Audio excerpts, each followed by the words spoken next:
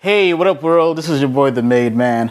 Welcome to Diary of a Made Man, and today we're going to talk about how to make money off of Airbnb. This is one of my favorite hustles of all time, and I'm going to break the game down. Let's get into it. So how does Airbnb work? Airbnb is a website that lets anybody who's traveling the world, as opposed to staying in a hotel, spend the night in somebody else's place. So for me, the first time I ever traveled and spent a night in an Airbnb location or property was when I was traveling the world to Brazil. Right, this was during the World Cup. All the hotels were booked out and there was nowhere else to stay. So I said, okay, let me try this Airbnb thing out. And the rest was history, right? So I basically spent a night in an apartment in Rio de Janeiro in Brazil for the World Cup. I was there for about 5 days or so, and I loved the experience. I was like, wow, this is pretty cool, right? This was cheaper than a hotel, and I had the entire place. I had the same features I would have at home, right? Such as a kitchen, shower. I felt like I was a local. I felt like I belonged. And that's the mission statement of Airbnb. They want to make people who are traveling the world, as opposed to feeling like tourists, feel like they're actually there and immersed inside the culture. And in terms of how it works, right? So let's say me right now, I have a house. I'm traveling the entire time for work, right? I'm going to different places. Just came back from Denver, Colorado, right? Let's say when I'm traveling for work, I can list my property on Airbnb and have somebody basically house in my place, and I get paid for it, right? So I have a 4-bedroom house. I can either rent out a room and have 4 different rooms I'm renting out and make money that way, or I can rent out the entire house. In my personal experience, it's more profitable and better for you to make money renting out your entire house as opposed to just rooms. All right, so what does it take to get started on Airbnb? Well, the first thing is you have to have a place available to list on Airbnb, right? So either your house, either a room. In addition, make sure you check the laws in your region. For example, places like New York City are very adamant and have banned Airbnb. So if you actually list your listing there, you'll get in a lot of trouble.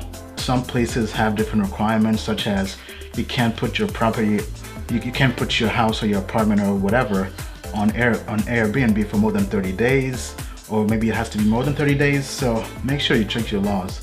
Airbnb's website will guide you as well. In addition to that, make sure you also get approval from your landlord or your HOA before you put your property on Airbnb. Now this can be an issue because if they find out, they'll tell you to get off the site, right? So in my personal experience, I've never ever gotten permission to put my properties on Airbnb. I've never really talked to my landlords about it, right? The first experience was my apartment. I had an apartment for 1 year, and this was solely for Airbnb. And I was doing great. It wasn't until about a year and a half into it when my neighbors began complaining that all these random people were coming into the apartment complex, and they were asking things such as, where's the hotel, right? So things like that kind of spoiled it for me, right? Because they complained to the complex, and the complex gave me a warning. Now, being the hacker that I am, I ignored the warning and kept on putting my listing on Airbnb. And then they gave me a second warning, then eventually they kicked me out. But just as guidance out there, right? It's probably better to own a house and make sure you don't have any neighbors nearby. But if you're just there trying to make money on the side and trying to do it on the low, right? Just make sure you have a heads up and know what to expect.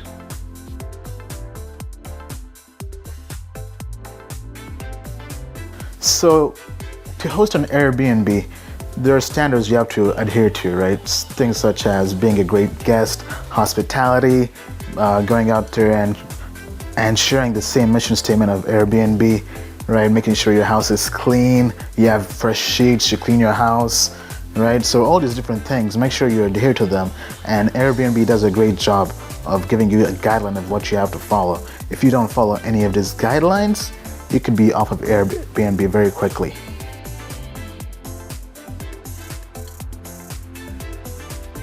Is hosting an Airbnb safe? In my experience, it's very, very safe. I've been a host for slightly over 3 years now, and I've only had 2 incidents where guests broke something I had, right? So the first one was in my apartment complex, the one where I got kicked out of, right? One of the guests broke a lamp I had, and I just simply sent Airbnb a receipt of the lamp, and they gave me a refund, or they reimbursed me. So in my experience, hosting on Airbnb is very, very safe, especially because of their $1 million host guarantee.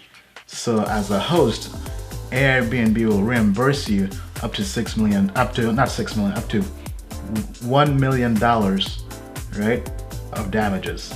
The reason they did this was because a while back they had a PR nightmare where somebody basically rented out a person's place and ended up throwing a party and broke and damaged so many different things. And this was a PR nightmare for Airbnb, to a point they had to come out with this host guarantee to ensure hosts, because hosts drive Airbnb's revenue.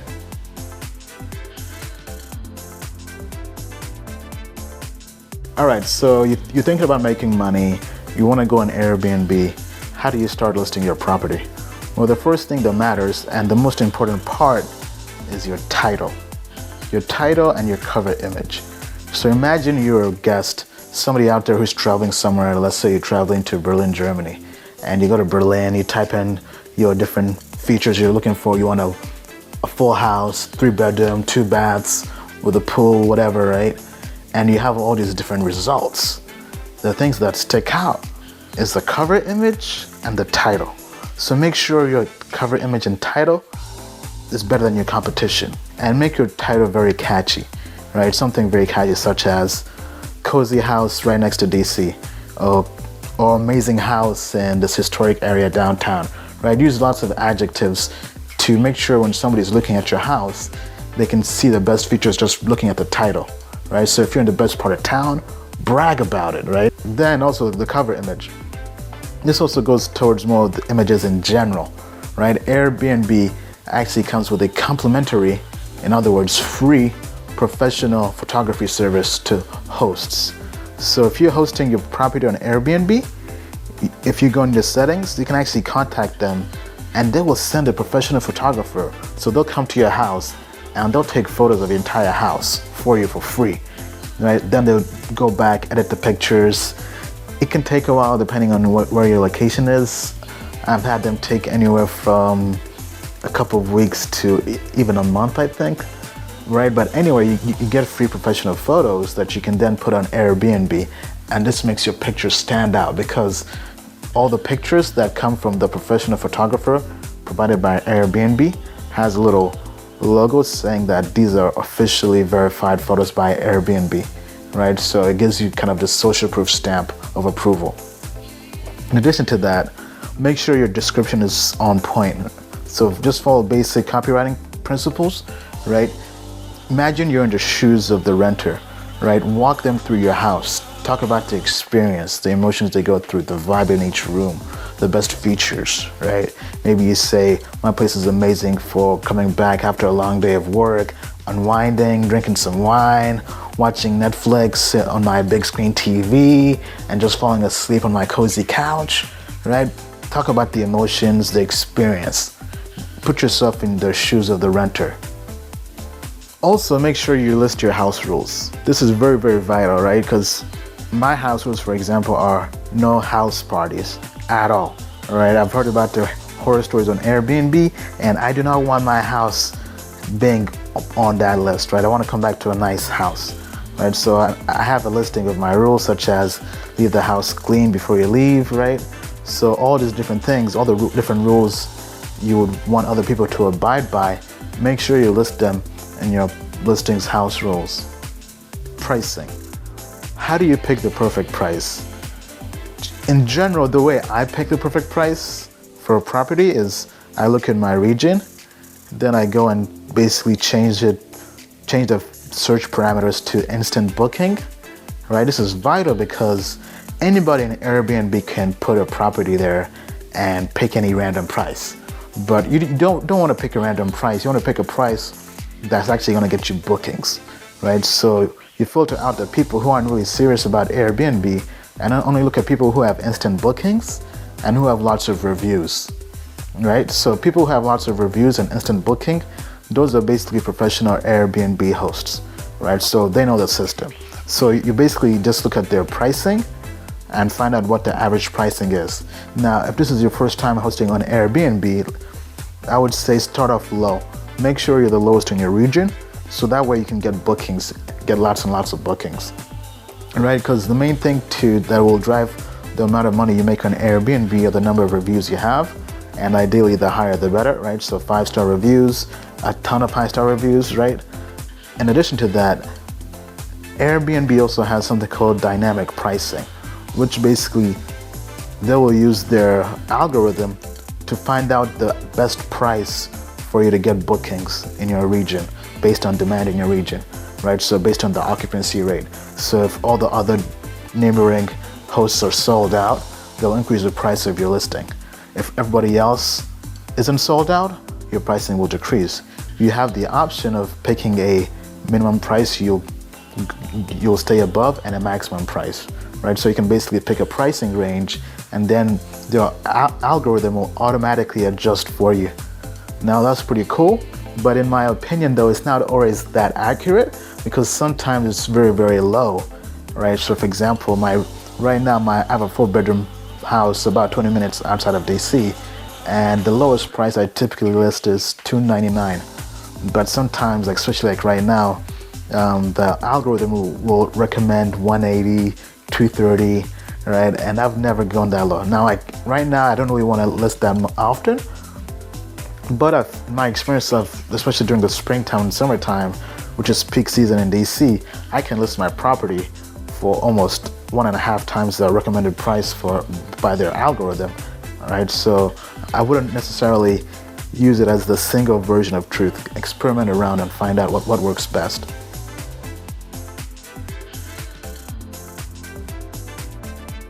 All right, so you got your first booking. Where do you start? So here's a checklist of different things you can work on to make sure you get everything right. Setting up the house. Make sure your house is set up for a guest to come in there. What does that mean?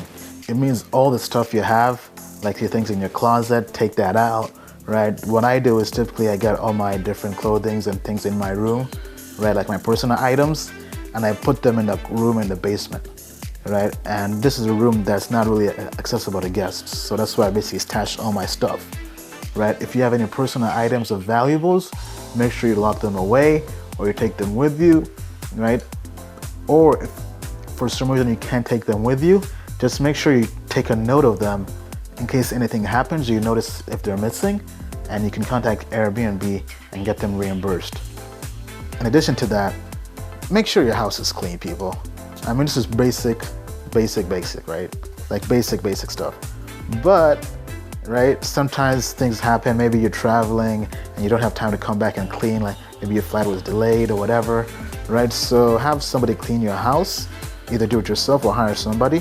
So me, what I typically do is usually I'll clean the house myself, or I'll have my family members help me out clean the house, right? Or you can hire somebody off of search services like TaskRabbit and have them clean your house for you, right? So there are different ways to clean the house, but make sure your house is clean. That means you have things like you change the sheets, you have paper towels, clean the kitchen, scrub the bathroom, make sure everything's sparkling. Also, make sure you make a second copy and have a key for guests that's not the actual copy, right? Never give your original house key to the guest, always make a second copy. So with me, I actually make 2 copies for guests, right? Because I have a big house, and usually people who are staying here, I may be hosting about 8 people, sometimes even up to 12 people are staying in my house, right? So I have copies for guests to use, but I never give them the original key, because there are some horror stories of guests basically stealing somebody's house and refusing to leave, and the person has no key, right? So anybody out there who watches the show Silicon Valley knows there was a joke about Airbnb on there where the guy, Jared, was basically kicked out of his house because the guy was staying in his house, and based on the laws in San Francisco at the time, when it was being filmed, to the point that if somebody stays in your house more than 30 days, they can technically claim your house legally, right? So they would check your laws and make sure that's something that can be violated, right? for me, I know my place in terms of restrictions. I have a minimum booking of 3 nights, and maximum booking. I don't really have a maximum booking per se, but I wouldn't allow anybody to stay in my house for more than 30 days, just in case, right? But when I was renting out my rooms, just individual rooms, I had somebody stay in one room for 45 days one time. He was somebody in the Air Force. He had come here for a project, and it was kind of like a short-term roommate.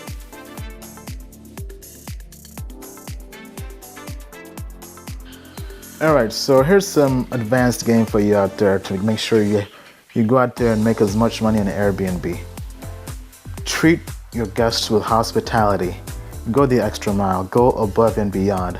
So, for example, create a check-in sheet for people when they check in, right? That has all the information they would need if it's their first time spending a night in the city at your place. For example, have the Wi-Fi password. Show them where they can, if they have to empty the garbage, where they can do that. Talk about the parking spots, right? So for example, my place, I have 2 reserved parking spots, right? And if my guests don't park in them and park in my neighbors, they could get towed. I've actually had a story once where a guest got towed and they complained. And I was being a generous host that I am, I paid their ticket for them, right? Because I didn't want to get that bad review. And I definitely came out of pocket. I think it was like $100 ticket for towing them, right? And I had to reimburse them because I was very concerned about that review, right? That 5-star review. So things like that, go the extra mile to make sure your guests are comfortable. Give them your number, ideally your cell phone number, so they can contact you if there are any issues. So with me on my check-in sheet, I have my cell phone number, and guests can call or text me anytime if there are any questions, right? So I want to make sure everything goes as smoothly as possible the first night, because you don't get paid on Airbnb until after the first day. So if your guest comes, doesn't like your place and leaves, you won't get paid, right? You get paid, it takes 1 day for them to process everything, right? So make sure your guest enjoys and feels welcomed in your place.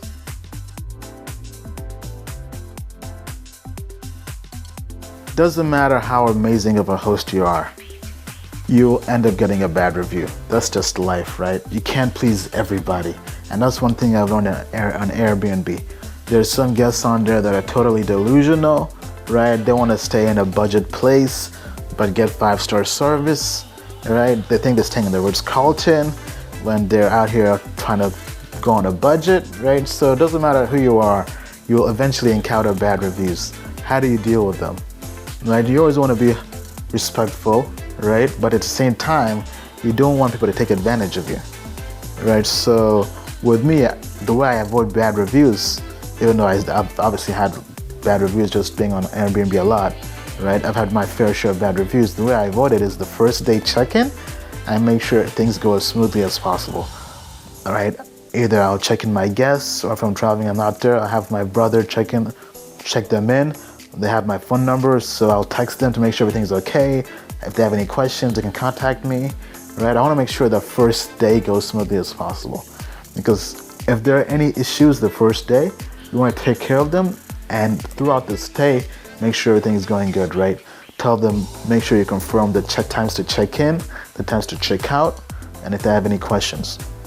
But let's say you get a bad review, right? How do you deal with it? You can respond publicly to it. So I would suggest you respond publicly, telling people that if there was an issue, maybe the place wasn't as clean as the person would have liked. Sometimes you have people who are very OCD, right? Or people who have kids, especially kids and babies, to a point that I can't, me as a single guy, I can't really clean a place to satisfy people with kids or babies, young babies, to a point I don't even host them. I mean, usually, right? Because I know that I can't really live up to that standard. But anyway, right, I would respond publicly telling them, hey, I've taken care of this issue. This should no longer be an issue. I'm sorry, I didn't really live up to your standards, blah, blah, blah. Hopefully things will be better in the future for future guests. This has been solved or resolved, right? But here's how you can hack getting bad reviews, right? I kind of discovered this by accident. So the way Airbnb works is when somebody books a place and they cancel a booking, right? So let's say they come to your place, they booked for 6 nights, and 2 nights into it, they don't like your place and they cancel. When they cancel a booking, they can't leave you a review, right? Because based on their guidelines on Airbnb, somebody has to complete a booking in order to leave you a review. So I noticed one time I had a guest who came and didn't like my place because apparently something was smelling somewhere, right? And they canceled. I thought I was gonna get a bad review, like a 1-star review. But when they canceled it, I never got that 1-star review. So my average stayed up, right? So I didn't really get hit with that bad review. And I was like, okay, interesting. This is pretty interesting, right? So now it's come to a point that if I get the feeling that a guest doesn't like my place, I'll try to get them to cancel before their stay is over, right? So I'll say, hey, you know what? Doesn't seem like you like this place. Why don't you cancel? I'll reimburse you. You can find a different place, right? I try to support them to cancel, right? Sometimes I'll egg them on to cancel because I'm trying to get out of that bad review, right? Because I know if they cancel, let's say if they cancel after the first day, right? Maybe they only pay the first day, right? Or maybe I reimburse the first day if I'm very, very generous, right? I avoid that bad review because they haven't completed the entire reservation stay with me.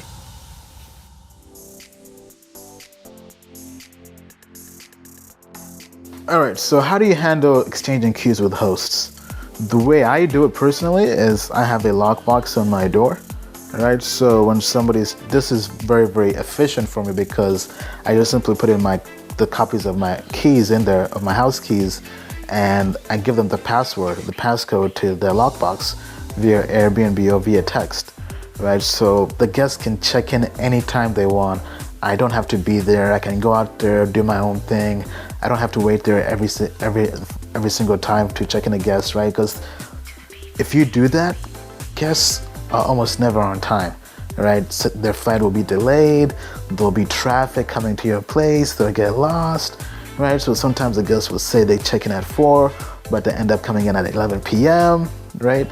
But if you have a lockbox, they can check in any time. They just go in there, put in the code, get the key, right? A second way is have your family members or a friend check them in and hand them the key, right? This is good sometimes because they get to see a person, right? Maybe they could give them the tour, answer any questions there in person, right? Sometimes I have my brother or my dad or mom handle the key exchange for me sometimes if they're around, right? So those are different ways you can handle the key exchange.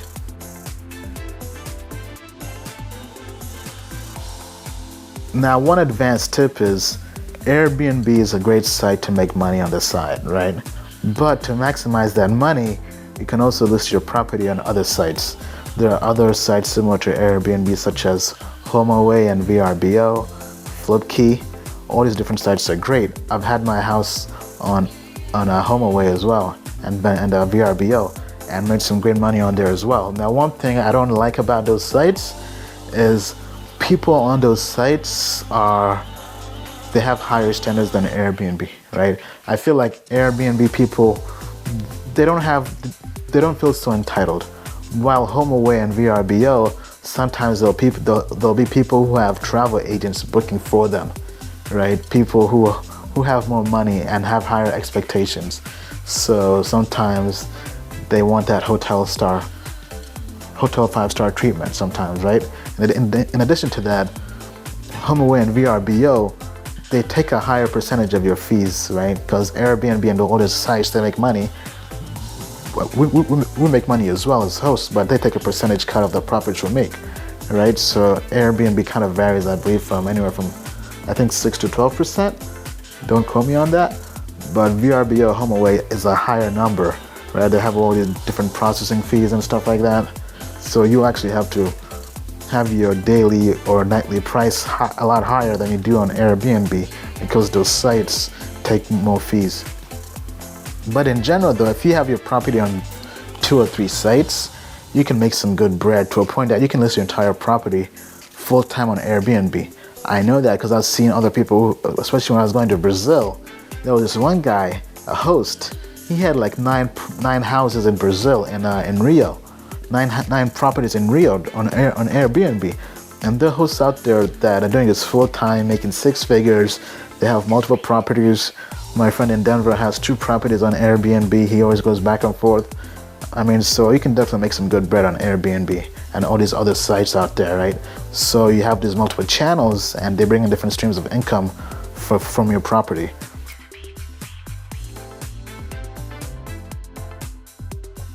In my personal experience, I don't think being a Superhost is worth it. Now, I myself have never been a Superhost, right? Because I've had some bad reviews here and there, right? But I have a friend of mine also in DC region, and he's a Superhost. But he also hasn't really seen that much of a difference per se. I mean, because as a guest, when you're searching and going out there to book a place, you don't really care about somebody who's a Superhost or who's not.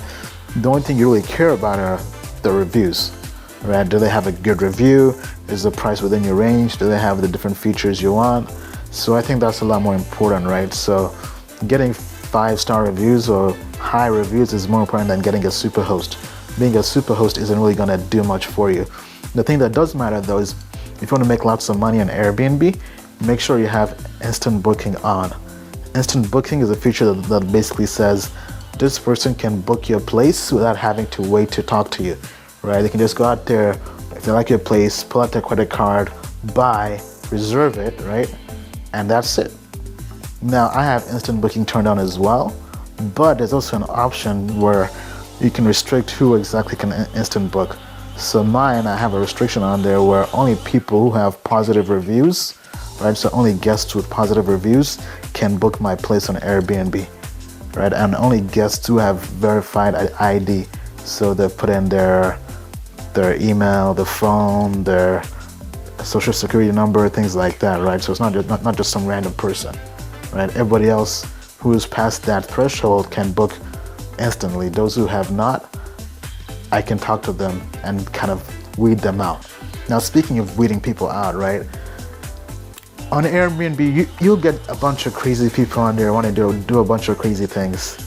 For example, you'll have some young people, right, who want to book your place, and I look at their profile and I'm like, you're in the same county as me, like 20 minutes away. Why do you need, this was when I was listing my room, right? I'm like, what is this, a love hotel?